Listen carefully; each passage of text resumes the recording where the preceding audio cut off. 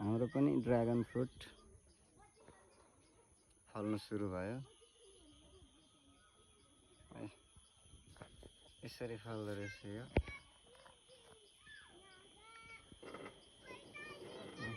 अर्को यता छ यसरी फल्दो रहेछ ड्रागन फ्रुट।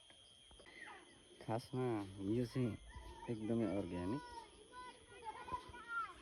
कसरी पनि भने यता मल छ, मल खाडल छ यता, अनि ठ्याक्कै यहाँनिर यसरी